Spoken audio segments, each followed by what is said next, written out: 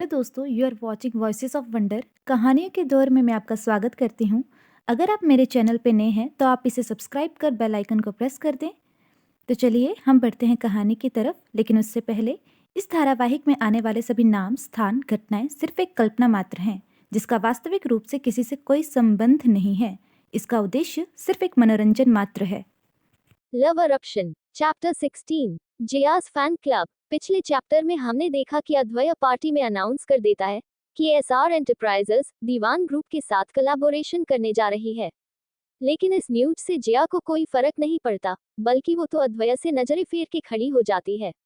Advay stage से नीचे आ जाता है, लेकिन उसकी नजरें जिया को ही देख रही थी। वो जानता था कि वो गुस्सा है, शायद इसलिए ही उसने ये अनाउंसमेंट की थी, लेकिन जिया इस बात का गलत ही मतलब निकाल लेती है। जिया ये देख तंजिया मुस्कुराते हुए खुद में ही बोली, कुछ भी कर लो अद्वैय, मैं तुम्हें इतना तो जान ही गई हूँ कि जैसा तुम दिखते हो वैसे हो नहीं।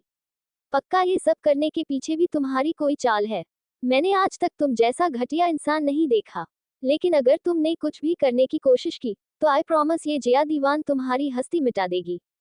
इस अनाउंसमेंट के बाद सभी आदित्यनाथ और अद्वैय को इस कोलैबोरेशन के लिए कंग्रेचुलेट करने लगते हैं। लेकिन कई लोगों के लिए ये शॉकिंग भी था। ऐसी बहुत सी कंपनीज थी जो इस कोलैबोरेशन से खुश नहीं थी। अद्वैय की अनाउंसमेंट के बाद नक्श नेहा के साथ स्टेज संभाल लेता है।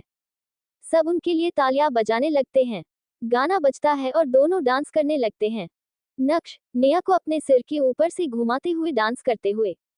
सॉन्ग शी डोंट नो दुनिया जिदेते क्रेजी शी डोंट नो मुंडा ओदेते क्रेजी। फिर वो जिया को देखते हुए नेहा के आगे पीछे घूमते हुए आगे डांस करते हुए गाता है। मैं घर बार कामकार आया छठ के, पर वो की जाने कितना ज्यादा रहंदा मैं बिजी। लेकिन गाने की ये लाइन सुन रूही को हंसी आ जाती है। वो जिया को देखते हुए बोली, बिजी हाँ तुम्हारे आगे पीछे घूमने में। उसकी बात सुन जिया के फेस पे भी स्माइल आ जाती है। शी डोंट नो दुनिया जिदेते क्रेजी शी डोंट नो मुंडा ओ देते क्रेजी। अल्पविराम अल्पविराम अल्पविराम डॉट डॉट। गाना बजते हुए रूही जिया से बोली, चल न यार डांस करने चलते हैं। लेकिन जिया का मन नहीं था, इसलिए वो हाथ बांधते हुए बोली, मेरा मन नहीं है, तू ही जा। तभी नक्श जिया की ओर उंगली का इशारा करते हुए गाता है, हाँ दिन विचो तेरे लाई टाइम कट के करदा मैं प्रॉमिस मिलन आऊंगा। मेनू पता है तू फैन सलमान खान दी, ओहदी गाने गा के तेनू मैं सुनाऊंगा।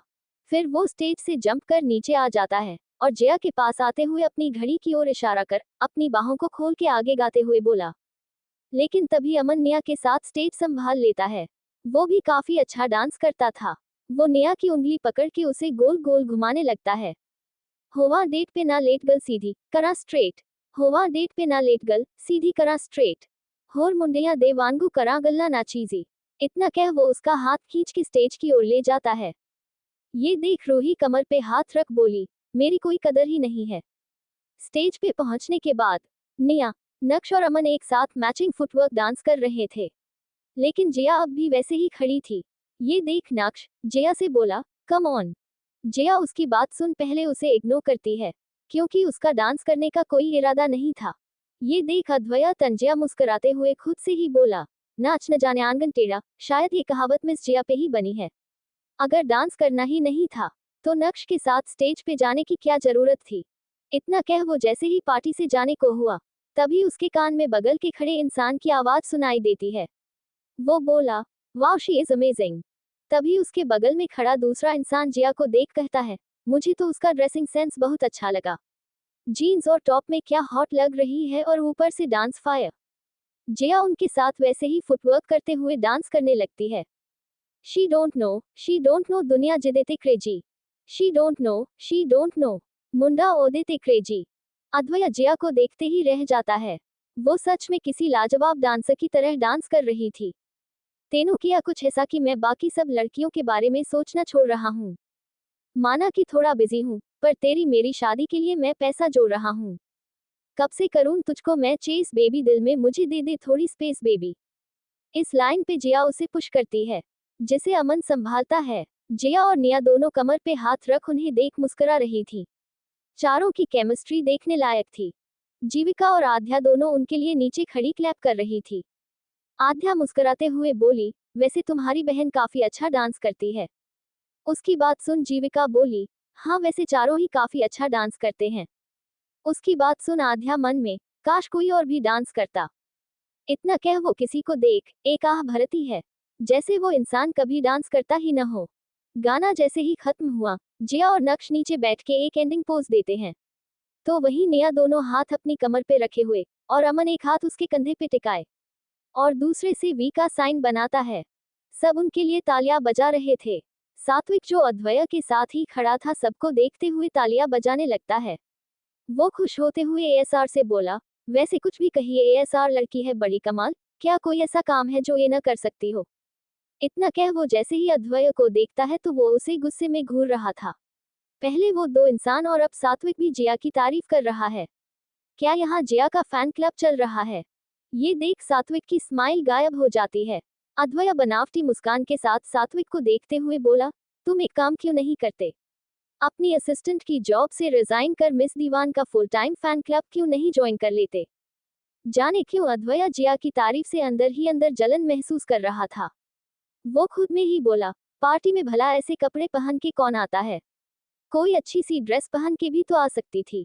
तो वही अद्वैया की बात सुन सात्विक मन में बोला, क्या जरूरत थी जिया की तारीफ करने की, मरना है क्या।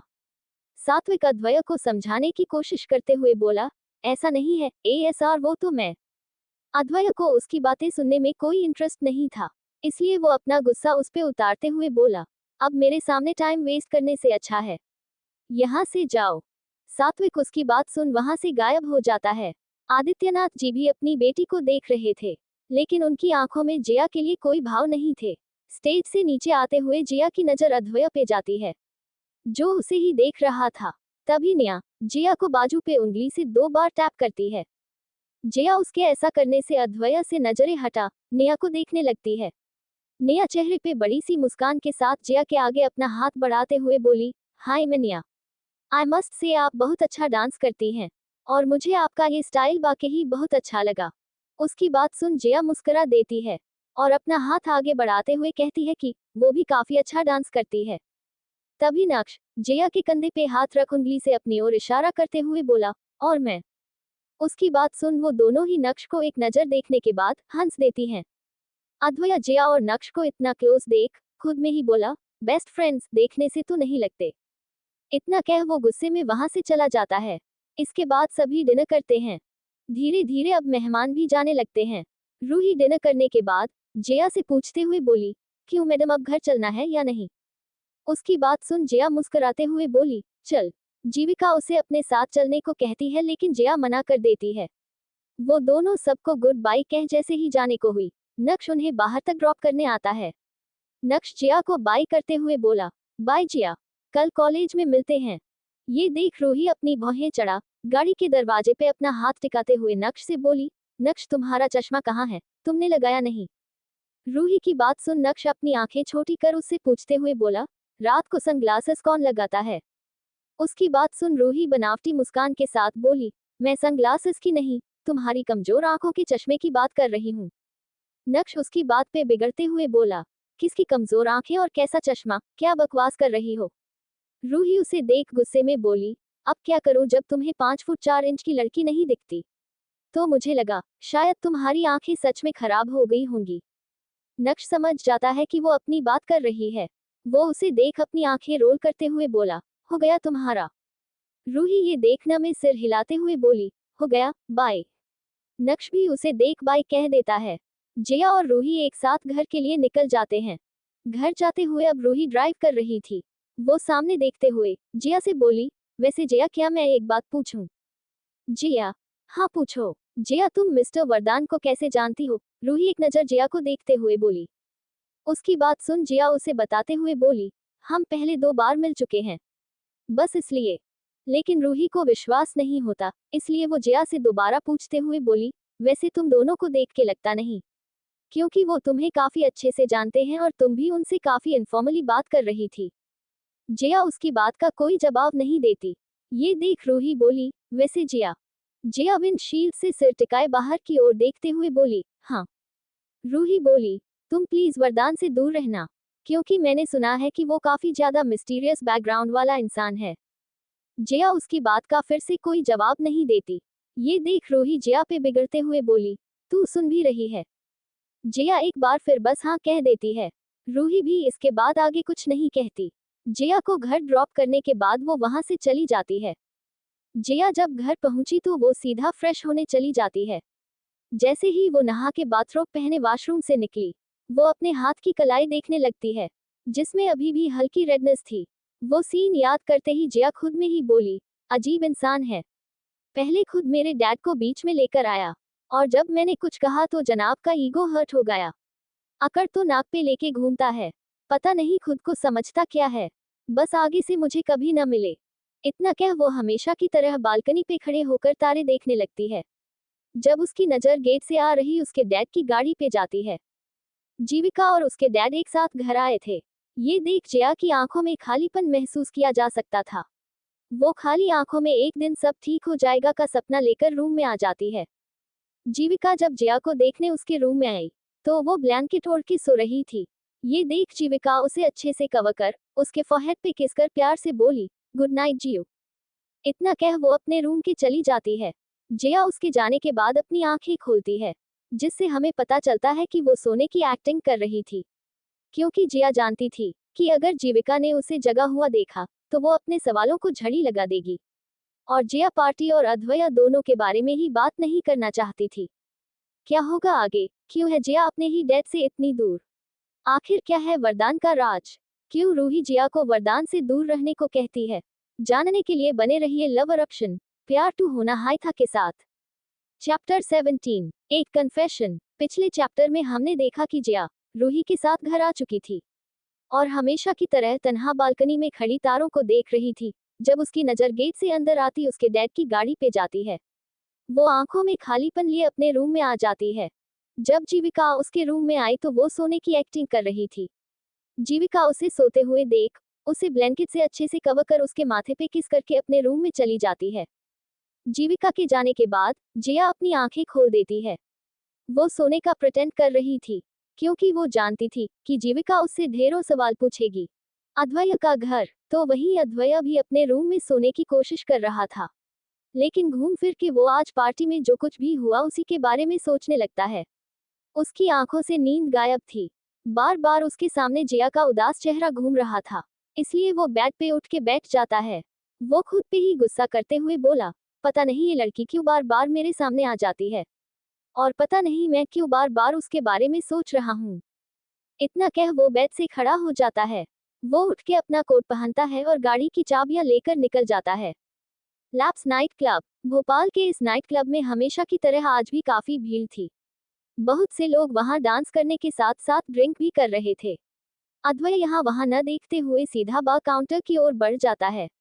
वहां एक खाली चेयर को देख वो उसमें बैठ जाता है और एक बार टेंडर को उसके लिए ड्रिंक बनाने को कहता है। वो अपने ड्रिंक के आने का इंतजार कर रहा था, तो उस नाइट क्लब में कोई ऐसा भी था जो उसे जानता था और वो उसे तब से देख रहा था जब से वो वहां आया था। वो अपने साथ आए फ्रेंड्स को एक्सक्यूज कर अद्वैय की ओर बढ़ जाता है। ये कोई लड़का नहीं बल्कि लड़की थी। ब्लैक ट्यूब ड्रेस में वो काफी हॉट लग रही थी। कंधे से नीचे तक आते उसके खुले बाल, चेहरे पे थोड़े से मेकअप के साथ आज भी वो काफी खूबसूरत लग रही थी। हाथ में वाइन का ग्लास लिए वो अद्वैय के बगल में बैठते हुए बोली, घर में पार्टी, लेकिन तुम ड्रिंक करने यहाँ चले आए। क्यों? घर में ड्रिंक करने से डर लगता है? इतना कह वो उसे देखने लगती हैं। थोड़ा रुक के वो आगे बोली, कहीं इसकी वजह मैं तो नहीं। उसकी आवाज में एक अद्वैय के लिए तंज छुपा था, साथ ही उसके होठों पे एक शातिर मुस्कान थी। उसकी बातों से ऐसा लग रहा था कि वो और अद्वैय दोनों एक दूसरे को जानते हैं, वो भी काफी अच्छे से। अद्वैय इस आवाज को खूब अच्छे से पहचानता था, इसके लिए उसे उस लड़की का चेहरा देखने की भी जरूरत नहीं थी। वो तंजिया मुस्कुराते हुए बिना उसकी ओर देखे कहता है, डर। इतना कह वो हंसने लगता है। वो लड़की उसे गौर से देख रही थी। आज भी अद्वैय उसे उतना ही हैंडसम और चार्मिंग लग रहा था। एक पल के लिए वो तो उसकी हंसी में कहीं खोसी जाती है, लेकिन अद्वैय की कड़वी बातें उसे एकदम से होश में ले आती हैं। बारटेंडर ने अद्वैय को ड्रिंक का ग्लास दे दिया था। अद्वैय उस ग्लास को देखते हुए बोला, मैंने तुमसे पहले भी कहा था, अपनी ये शक्ल मुझे कभी मत दिखाना, क्योंकि मुझे घिन आती है तुम्हें देख के। और जिसकी वजह भी तुम जानती हो, इसलिए मुझसे दूर रहो। अद्वैय की आंखों में उसके लिए सिर्फ और सिर्फ नफरत और तिरस्कार था। लेकिन वो लड़की भी हार मानने वालों में से नहीं थी। वो हंसते हुए बोली, घिन, इतनी नफरत, वो भी मुझसे। मैं तो सिर्फ यहाँ। इतना कह वो अपना नाखून अद्वैय के गालों पे फेरते हुए आगे बोली, तुम्हें कंपनी देने आई थी। लेकिन वो आगे कुछ कहती उससे पहले ही अद्वैय गुस्से में उसके हाथ को झटकते हुए बोला, डोंट टच मी। अद्वैय की आवाज इतनी तेज थी कि आसपास के सभी लोग उन्हें देखने लगते हैं। लेकिन अद्वैय जैसे उसके छूने भर से नफरत से भर गया था और वो गुस्से में अपना आपा खो बैठा। वो लड़की आसपास के सभी लोगों की नजरों को खुद महसूस कर वहां से खड़ी हो जाती है। लेकिन जाने से पहले वो अद्वैय को देखते हुए बोली, अद्वैय, आज तुम मेरे लिए जितनी नफरत लेकर घूम रहे हो, ये मत भूलो। इससे पहले वो आगे कुछ कहती, उससे पहले ही अद्वैय हाथ में पकड़े हुए ग्लास को नीचे फेंक देता है। ग्लास गिरते ही एक आवाज के साथ चकनाचूर हो जाता है। वो लड़की जैसे ही अद्वैय की आंखों में देखती है, उसकी गुस्से से भरी लाल आंखें देख वो बिना कुछ कहे वहां से चली जाती है। अद्वैय उसके जाने के बाद अपने लिए दूसरा ग्लास ऑर्डर करता है और एक ही घूंट में उसे खत्म कर देता है। तो वहीं इसी क्लब के किसी प्राइवेट रूम में कुछ लोग आपस में बातें कर रहे थे। जब वहां कुछ लड़कियां अंदर आती हैं, सब ने ब्लैक कलर के वेट्रेस के कपड़े पहने हुए थे, साथ ही चेहरे पे डिजाइनर मास्क। उनमें से एक आदमी सबसे आगे खड़ी एक लड़की को पकड़ के गोद में बिठा लेता है और बाकी सब उसके ऐसा करने पे हंसने लगते हैं। वो इंसान लस्टी आंखों से उसे ड्रिंक सर्व करने को कहता है। तभी वो लड़की टेबल से ड्रिंक का ग्लास उठा के उस आदमी को पीने को देती है और वो इंसान भी उस लड़की के हाथ से खुशी खुशी वो ड्रिंक पी लेता है। अभी कुछ सेकंड्स ही बीते थे कि तभी उस इंसान को घुटन होने लगती है, जैसे उसके गले में कुछ अटक गया हो। वो अपनी टाई को लूज करते हुए लंबी लंबी सांसें लेने लगता है। 1 मिनट के अंदर अंदर वो मरने वाली हालत में पहुंच जाता है। ये देख उसके सभी साथी घबरा जाते हैं, लेकिन उनमें से एक जल्दी से उस लड़की का गला पकड़ लेता है, जो उसकी गोद में बैठ के उसे ड्रिंक पिला रही थी। वो गुस्से में उससे पूछते हुए बोला, ये सब तुमने किया है ना? बताओ किसने भेजा है तुम्हें? वो लड़की होठों पे शातिर मुस्कान लिए उस इंसान की आंखों में देखने लगती है, जैसे उसे कोई फर्क ही न पड़ता हो। वो उसकी बाजू कस के पकड़ते हुए बोली, अरे मेरी बात सुन तो लो, जरा अपने पीछे देखो। इतना कह वो उस इंसान के बदलते एक्सप्रेशंस देखने लगती है। लड़की की बात सुन वो आदमी पीछे देखता है तो उसके साथियों पे वो सारी लड़कियां बंदूक ताने खड़ी थी, जिस वजह से उसकी पकड़ लड़की पे कमजोर पड़ जाती है। वो लड़की इसी का फायदा उठा के उसके हाथ को पकड़ उसकी पीठ के पीछे लॉक कर देती है और उसकी टांग पे जोर से मार के उसे घुटने पे ले आती है। वो लड़की भी उसके सिर पे बंदूक रख हंसते हुए बोली, डोंट वरी, अभी तुम्हारा दोस्त मरा नहीं है, जिंदा है। लेकिन सिर्फ थोड़ी देर, क्योंकि थोड़ी ही देर में जहर इसके पूरे शरीर में पहुंच जाएगा और ये ऊपर। ये देख वो इंसान बोला, तुम चाहती क्या हो? हमारे पीछे क्यों पड़ी हो? उसकी बात सुन वो लड़की जोर जोर से हंसते हुए बोली, एक कन्फेशन। बस उस इंसान के चेहरे का रंग उस लड़की की आवाज से उड़ जाता है। वो घबराते हुए बोला, कन्फेशन? कैसा कन्फेशन? तुम किस बारे में बात कर रही हो? उसकी बात सुन वो लड़की उसके बालों को खींचते हुए बोली, वही जो पिछले महीने तुमने और तुम्हारे दोस्तों ने मिलके किया था, उसी का कन्फेशन। उसकी बात सुन वो आदमी पहले तो थोड़ा घबरा जाता है, लेकिन फिर भी वो अपने डर को छुपाते हुए कहता है, मुझे नहीं पता तुम किस बारे में बात कर रही हो। उसकी बात सुन वो मास्क वाली लड़की हंसते हुए बोली, तो फिर जेल जाने को तैयार रहो, वो भी अपने भाई जैसे दोस्त की मौत के इल्जाम में। वो लड़का घबराते हुए, क्या बकवास कर रही हो? बकवास नहीं, सच। अब जल्दी से कन्फेस करो, वरना। इतना कह वो लड़की रिकॉर्डर आगे बढ़ा देती है। सारी बातें रिकॉर्ड होने के बाद वो सभी लड़कियां वहां से एक साथ उस रूम से बाहर आ जाती हैं।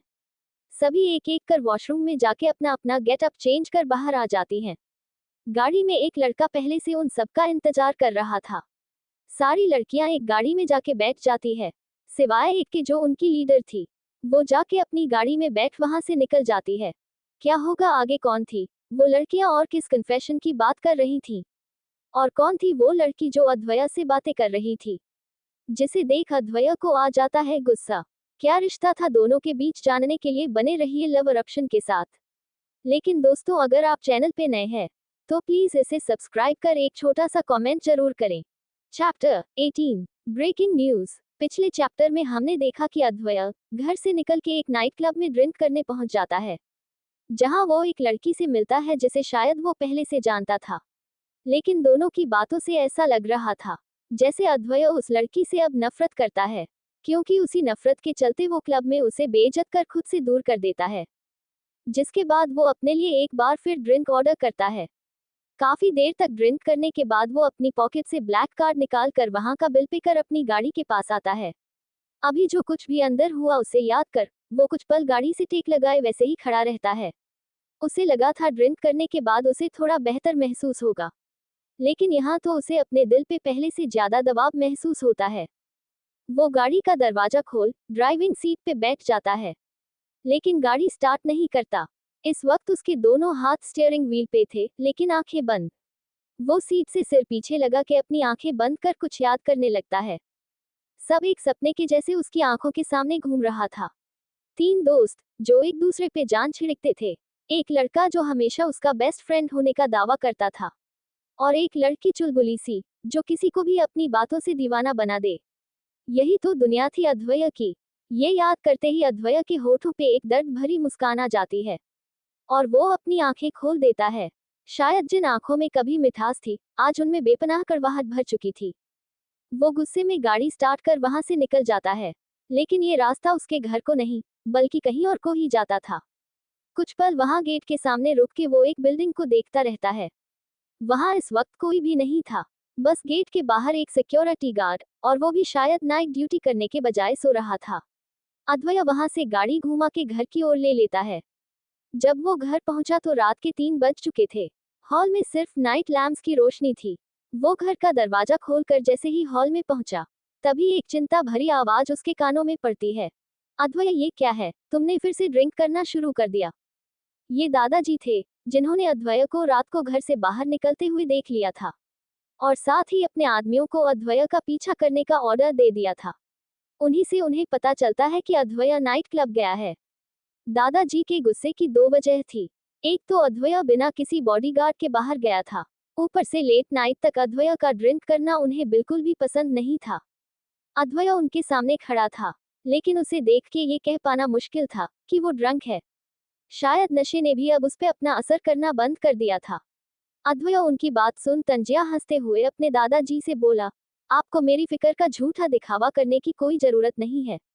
आप और मैं दोनों ही ये जानते हैं कि आप जैसे पत्थर दिल इंसान को कभी किसी की फिक्र हो ही नहीं सकती।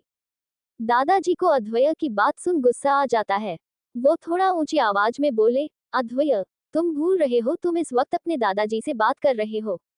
अद्वय उनकी बात सुन न में सिर हिलाते हुए बोला, न न बिल्कुल भी नहीं। मैं इस वक्त उस इंसान से बात कर रहा हूँ जिसे इस बात की चिंता है कि कहीं उनका ये मोहरा। इतना कह वो खुद की ओर इशारा करते हुए अपने हर एक शब्द पे जोर देते हुए आगे बोला, हाथ से निकल गया तो उनका ये पूरा एम्पायर जो झूठ, फरेब और धोखे की बुनियादों पे टिका है, कहीं वो तबाह न हो जाए। इतना कह वो हंसने लगता है। दादाजी गुस्से में ऊंची आवाज में बोले, अद्वय। लेकिन उनकी ऊंची आवाज सुन अद्वय उन्हें देखते हुए बोला, आपको अब सोना चाहिए, वरना कहीं मुझ पे गुस्सा करते करते आपको हार्ट अटैक न आ जाए। इतना कह वो उन्हें जहर भरी नजरों से देखते अपने रूम की ओर बढ़ जाता है और पुरुषोत्तम जी उसे देखते रह जाते हैं। उन्हें समझ में नहीं आता कि वो अद्वय से कैसे बात करें जब वो कुछ सुनना ही नहीं चाहता। सुबह का समय, अद्वय की आंख सूरज की रोशनी से खुलती है, जो पर्दों में से झांक के अद्वय के चेहरे पे पड़ रही थी। अद्वय अपने चेहरे को पिलो से ढक बच्चों की तरह थोड़ा आलस करते हुए 5 मिनट का छोटा सा नैप लेने के बाद उठ जाता है। उठने के बाद वो फ्रेश होने के बाद ऑफिस के लिए रेडी हो जाता है। जैसे ही वो नीचे पहुंचा तो आज ब्रेकफास्ट टेबल पे फिर से सन्नाटा था। ये देख अद्वय मन में अब पता नहीं क्या झोल है। खुद से इतना कह वो अपनी चेयर खींच के उस पे बैठ जाता है। नेहा हर बार की तरह उसे गुड मॉर्निंग कहती है, जिसका जवाब वो सिर्फ हाँ में देता है। सब उसे देख रहे थे तो वही नक्श के चेहरे से नाराजगी साफ छलक रही थी, लेकिन अद्वय इस बात पे कोई ध्यान नहीं देता। तभी दादाजी अद्वय से बोले, तुमने आज की न्यूज़ देखी? उनकी बात सुन अद्वय अपने लिए जग से जूस निकालते हुए दादाजी को गुस्सा दिलाते हुए बोला, एएसआर एंटरप्राइजेस डूब गई क्या? दादाजी टेबल पे जोर से हाथ मारते हुए बोले, अद्वय। अद्वय हंसते हुए, चिंता मत कीजिए, जब तक जिंदा हूं आपको डूबने नहीं दूंगा। अद्वय की बात सुन पुरुषोत्तम जी एक सर्वेंट को इशारा कर देते हैं। और वो सर्वेंट उनके इशारे के मुताबिक उनके हाथ पे आज का न्यूज़पेपर रख देता है। वो अद्वैया के सामने न्यूज़पेपर फेंकते हुए बोले, ये देखो, ये सब क्या है? अनुराधा जी अपने पति को गुस्से में देख उन्हें शांत करते हुए बोली, आप क्यों इतनी छोटी सी बात पे गुस्सा कर रहे हैं? ये तो कुछ भी लिखते हैं, इन्हें तो बस मिर्च मसाला चाहिए। अद्वैया न्यूज हेडलाइन रीड करते हुए, black knights havoc continues, this time its victims are 4 businessman of Bhopal. इस न्यूज को पढ़ते हुए वो मुस्कुराते हुए बोला, ब्लैक नाइट, इंटरेस्टिंग। लेकिन वो न्यूज आगे पढ़ता उससे पहले ही दादाजी बोले, ये नहीं, दूसरी न्यूज। सभी घरवाले खामोशी से ये देख रहे थे। अद्वैया देखता है कि न्यूज़पेपर में उसकी और जया की कल रात की फोटो छपी थी। वो फोटो किसी ने चुपके से उनके बैकयार्ड में ली थी, जब अद्वैया एक हाथ से जया की बाजू और दूसरे हाथ से उसकी कमर पकड़े हुआ था। जया का चेहरा भले ही न दिख रहा हो, लेकिन फोटो में अद्वैया का चेहरा साफ दिख रहा था। और जो लोग जया को जानते थे, या फिर जिन लोगों ने उसे कल पार्टी में देखा था, शायद उन्हें उसे पहचानने में एक सेकंड भी न लगे। अद्वैया न्यूज हेडलाइन को पढ़ते हुए, business tycoon Advay Singh Rajput secretly dating someone. इसी के साथ एक लंबा चौड़ा डिस्क्रिप्शन भी दिया था, जो कि अक्सर न्यूज में मसाला लगा के परोसा जाता है। और साथ कॉम्प्लीमेंट्री अद्वैया और जया की वो फोटो। ये देख अद्वैया न्यूज पेपर टेबल पे रख बड़ी ही शांति से नाश्ता करने लगता है। ये देख उसके दादाजी बोले, अब क्या कहोगे मीडिया से? और इस लड़की का क्या? अद्वैया बिना किसी भाव के साथ, ये सिर्फ फेक न्यूज है। वैसे भी लड़की का चेहरा नहीं दिख रहा, तो कोई प्रॉब्लम नहीं है। तभी दादाजी गुस्से में उसे देखते हुए बोले, ये वही आदित्यनाथ जी की बेटी है न, जिससे कल तुम पार्टी में बदतमीजी से बात कर रहे थे? दादाजी की बात सुन अद्वैया अपना नाश्ता छोड़ वहां से उठते हुए बोला, आपकी प्रॉब्लम क्या है? कहा ना फेक न्यूज है। आपको इस सब की चिंता करने की कोई जरूरत नहीं, मैं इसे हैंडल कर लूंगा। और बदतमीजी मैं नहीं, वो कर रही थी। नक्श अपने भाई से इस बारे में कुछ न कह सका, लेकिन उसे चिंता थी तो जिया की। जाने जब इस न्यूज के बारे उसे पता चलेगा, तो पता नहीं वो कैसे रिएक्ट करेगी। इतना कह वो वहां से चला जाता है। उसे जाते देख पुरुषोत्तम जी गुस्सा करते हुए अनुराधा जी से बोले, इसका ये एरोगेंट बिहेवियर हमें बिल्कुल पसंद नहीं। इतना कह वो भी नाश्ते की टेबल से उठ के चले जाते हैं। तो वहीं जिया के घर में भी सीन कुछ ऐसा ही था। जिया के डैड ने न्यूज़पेपर में वो फोटो देख ली थी, और वो एक ही नज़र में अपनी बेटी को देख पहचान गए थे। उन्हें जिया पे काफी गुस्सा आ रहा था। वो न्यूज़ पढ़ते ही जोर से जिया को आवाज लगाते हैं। उनकी आवाज से पूरा घर गूंज उठता है। उनकी गुस्से भरी आवाज सुन जीविका और दादी अपने अपने रूम से बाहर आ जाती हैं। तो वही जिया तो घोड़े बेच के सो रही थी। आज पूरे भोपाल में 2 न्यूज़ सबसे ज्यादा वायरल हो रही थी। एक तो ब्लैक नाइट का कहर, दूसरा अद्वैया का लव अफेयर। लेकिन जैसा कि अद्वैया ने कहा था, जिया को कोई नहीं पहचान पाया था, क्योंकि फोटो में उसका चेहरा नहीं दिख रहा था। तो वही नक्श जिया से इस बारे में बात करना चाहता था, लेकिन उसकी हिम्मत ही नहीं होती। वो जानता था कि जैसा न्यूज़पेपर में लिखा है वैसा कुछ नहीं है, लेकिन उसे जिया के गुस्से का पता था, और वो जानता था कि जिया पता नहीं ये देखने के बाद कैसे रिएक्ट करेगी। तो वही अद्वैया की डेटिंग न्यूज़ वायरल होकर इंटरनेट पे हॉट टॉपिक बन गई थी। इस न्यूज़ ने पिछले 1 साल से हेडलाइंस में छाए ब्लैक नाइट को भी पीछे छोड़ दिया था। भले ही आज भी उसकी न्यूज़पेपर में थी, लेकिन अद्वैया के चार्म के आगे ब्लैक नाइट थोड़ी फीकी पड़ गई। क्या होगा जब जिया को पता चलेगा न्यूज के बारे में, और क्या होगा इस सनसनी का अद्वैया और जिया पे असर? वैसे कौन है ये ब्लैक नाइट जो बरसा रही है अपना कहर? जानने के लिए बने रहिए लव अरप्शन के साथ। लेकिन जाने से पहले कहानी को लाइक और चैनल को सब्सक्राइब कर बेल आइकॉन बटन को प्रेस कर दें।